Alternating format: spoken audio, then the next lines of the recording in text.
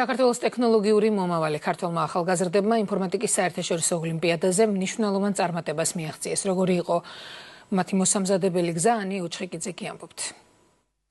ათასობით დაწერილი კოდი, რთული ალგორითმები და მსოფლიო ინტელექტუალებს შორის მოპოვებული საპატიო ადგილი.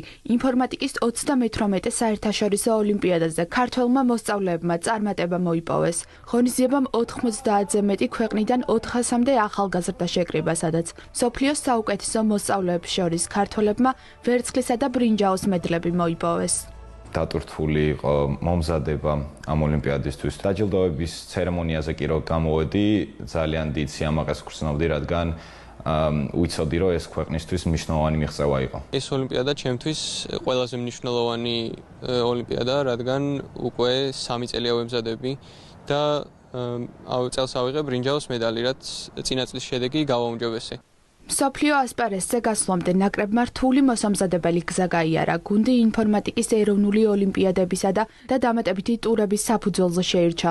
ეროვნულ ოლიმპიადას ორგანიზებას საინფორმაციო ტექნოლოგიების სწავლებისა და ინფორმატიკის ოლიმპიადების მხარდაჭერი ასოციაცია უწევს, ხოლო მოსწავლეთა ინტენსიური მომზადება შოთა რუსთაველის საქართველოს ეროვნული სამეცნიერო ფონდის ადმინისტრირებითა და საქართველოს განათლების სამინისტროს მხარდაჭერით განხორციელდა. ნაკრები წარმოდგენილი იყო 4 მოსწავლით და 2 მათგანმა მოიპოვა მედლები. დანარჩენმა 2 მონაწილემ ასევე დაიმსახურეს საპატიო დიპლომები. ყველა წარმატება, რაც ამ ოლიმპიადაზე მოიპოვება, არის ძალიან პრესტიჟული და ძალიან საამაყო. ეს მოსწავლეები დაწყებული სექტემბრიდან ზაფხულამდე, ვიდრე ეს ოლიმპიადები გაიმართება ხოლმე, გადიან ინტენსიურ მომზადებას, ინტენსიურ კურსს, ფიზიკაში, მათემატიკაში, ინფორმატიკაში, ქიმიაში, ბიოლოგიაში, ყველა იმ მიმართულებაში, სადაც საერთაშორისო ოლიმპიადები ტარდება. პროცესში ჩართული ყავს საქართველოს საუკეთესო პედაგოგები, რომლებიც საქართველოს ნაკრებ გუნდებს საბოლოოდ ამზადებენ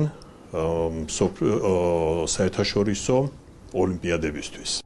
საერთაშორისო სასწავლო ოლიმპიადები მასშტაბურობითა და მრავალწლოვანი გამოცდილებით გამოირჩევა. მთავარი მიზანი მოსწავლეთა ანალიტიკური უნარების განვითარება და საერთაშორისო გამოცდილების გაზიარებაა. ტექნოლოგიების, მეცნიერებისა და ინჟინერიის მიმართულებების განვითარებასა და წახალისებას განათლების სამინისტრო მომავალშიც აქტიურად გეგმავს. წელს მართლაც თვალსაჩინო შედეგი გვაქვს და არაერთ საერთაშორისო ოლიმპიადაზე. სულ ახლახანს ჩატარდა 38 ტრადიციული საერთაშორისო ოლიმპიადა ინფორმატიკის მიმართულებით, სადაც კომაროვის სკოლის მოსწავლეებმა მოიპოვეს ვერცხლის და ბრინჯაოს მედლები. ეს კიდევ ერთხელ ხაზს უსვავს იმ სასწავლო პროცესს და იმ განათლების დონეს, რომელსაც ქართული საგანმანათლებლო სექტორი აძლევს ჩვენს ახალგაზრდებს.